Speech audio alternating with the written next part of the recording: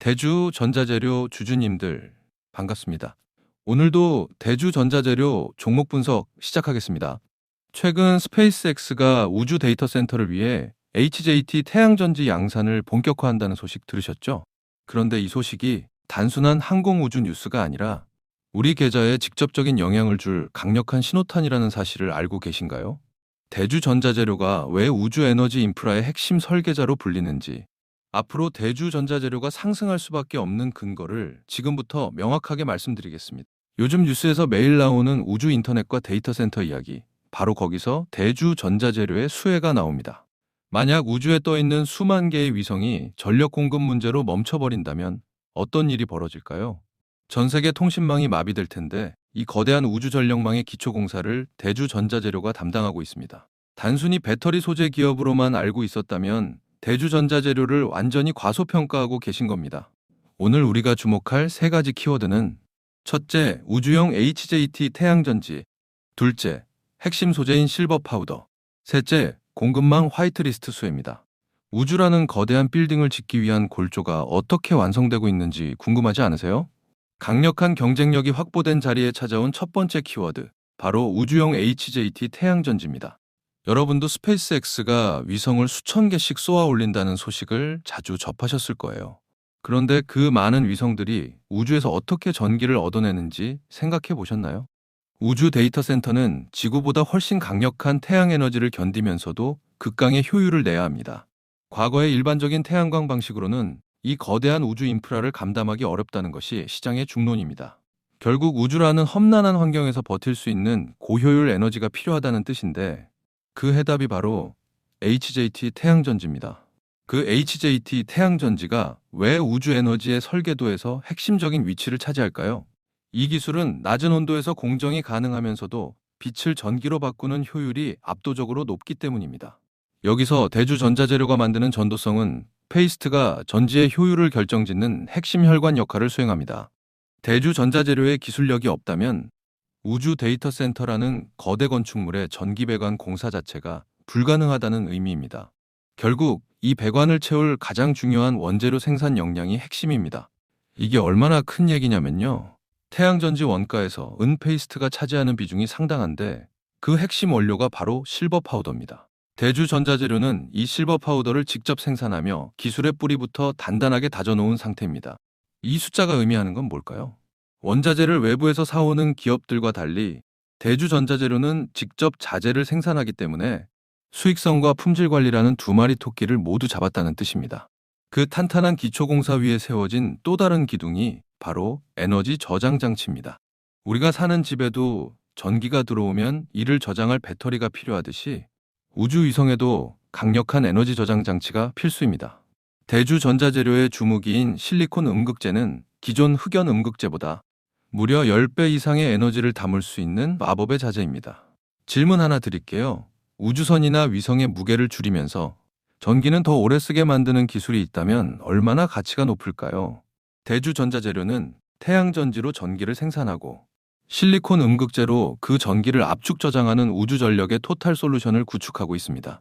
지금 대주전자재료의 주가가 여전히 싸다는 게 무슨 뜻일까요?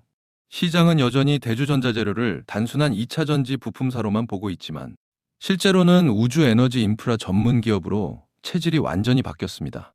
과거의 잣대로 현재의 가치를 평가하는 것은 마치 빌딩이 다 올라갔는데 나대지 가격으로 거래하려는 것과 같습니다. 스페이스X와의 협력이 가시화되면서 대주전자재료가 받을 프리미엄은 우리가 상상하는 수준을 뛰어넘을 것으로 보입니다. 여기서 한 가지 더 짚고 넘어갈 게 있는데요. 대주전자재료의 실버 파우더와 페이스트 수출 데이터가 심상치 않다는 점입니다. 해외 거래처 납품이 본격화되면서 작년 대비 수주 잔고가 가파르게 쌓이고 있는 모습이 포착되고 있습니다. 이 데이터가 가리키는 방향은 명확합니다. 대주전자재료가 공급하는 소재가 글로벌 표준으로 자리 잡으며 우주 에너지 시장의 점유율을 빠르게 잠식하고 있다는 증거입니다. 그렇다면 왜 다른 기업이 아닌 대주전자재료여야 할까요? 현재 글로벌 시장에서 중국산 소재를 배제하려는 움직임이 강해지면서 대주전자재료가 가장 안전한 대안으로 떠올랐기 때문입니다.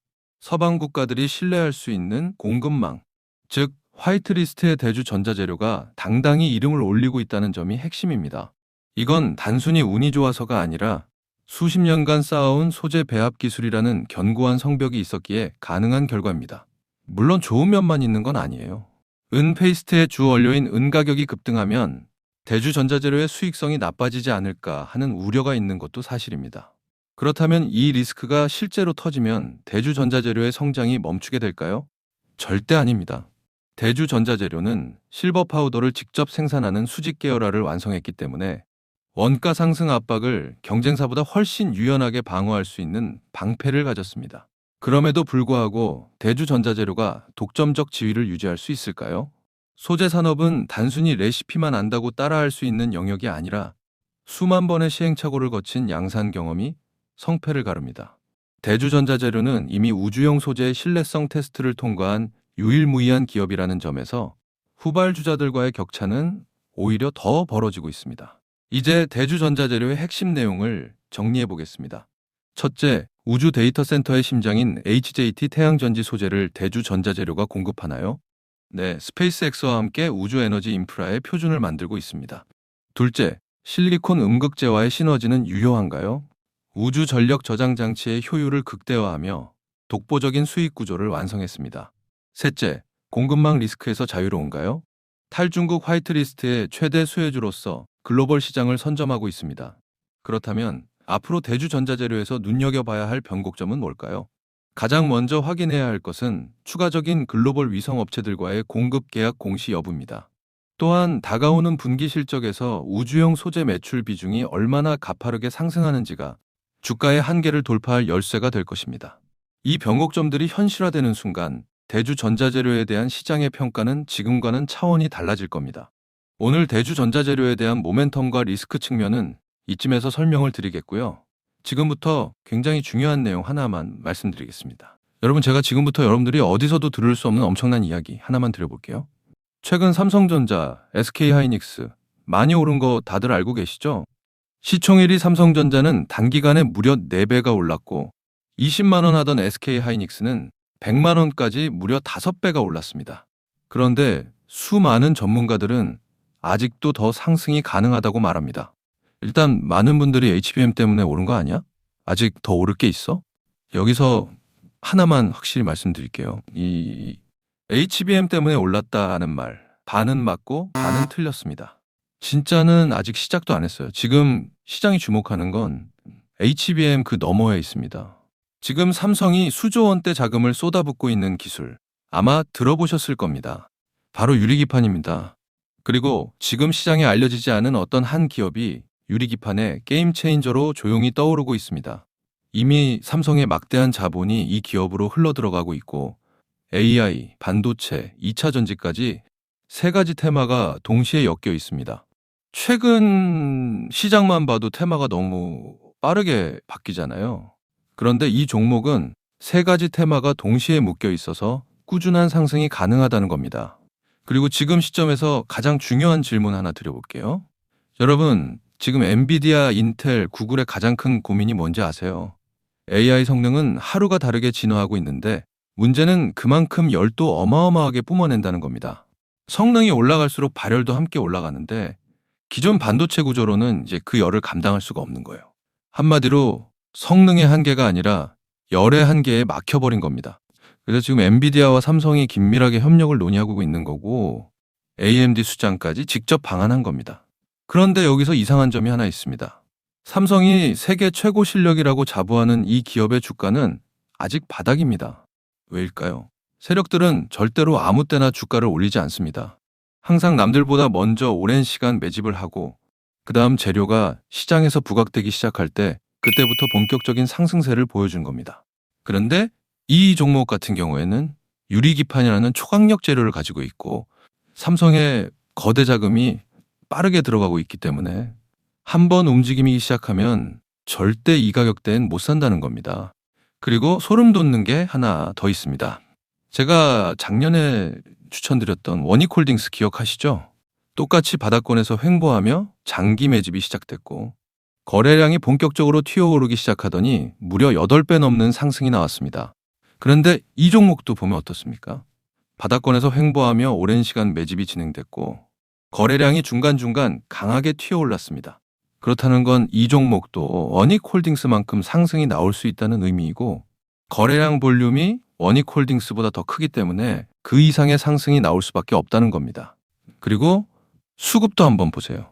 외국인과 기관들은 쉬지 않고 매수하고 있는데 개인들만 매도하고 있습니다. 전형적인 메이저 세력의 수급 패턴입니다. 게다가 최근 들어 기관들과 외국인들의 매수세가 점점 강해지고 있기 때문에 머지않아 본격적인 상승이 시작될 겁니다. 그래서 지금 시간이 얼마 남지 않은 만큼 정말 많은 고민 끝에 세력 매집주를 구독자분들께 100% 무료로 공개를 해드릴 거니까요. 대신 여러분들은 구독과 좋아요는 꼭 눌러주시고 지금 화면에 제 개인 번호 잠시 보이시죠? 여기 있는 번호로 매집이라고 두 글자 남겨주시면 제가 직접 보내드리겠습니다. 지금까지 제가 추천드린 종목들 다들 기억하시죠? 원익홀딩스 8배. 이 수익을 가져가신 분들의 공통점이 딱 하나 있습니다. 먼저 알았다는 겁니다. 오늘 소개드리는 이 종목도 마찬가지예요. 차트는 이미 신호를 보내고 있고 외국인과 기관은 조용히 담고 있습니다. 이 기회를 놓치는 순간 지금 이 가격은 다시 오지 않습니다. 종목명과 목표가 그리고 매수 전략까지 정리된 자료를 저희 구독자분들께 바로 보내드릴 거니까요. 마지막으로 구독과 좋아요 이 두 가지만 눌러주시고 상단에 제 개인 번호로 매집이라고 두 글자 남겨주시면 제가 직접 보내드리도록 하겠습니다. 투자에서 수익의 차이는 결국 기회를 알아봤을 때 시도했느냐, 그냥 지나쳤느냐에서 갈립니다. 그러니까 저희 구독자분들은 이 기회 절대 놓치지 마시길 바라겠고요. 오늘 영상은 이쯤에서 마무리하고 저는 다음에 더 좋은 분석으로 다시 찾아뵙겠습니다. 감사합니다.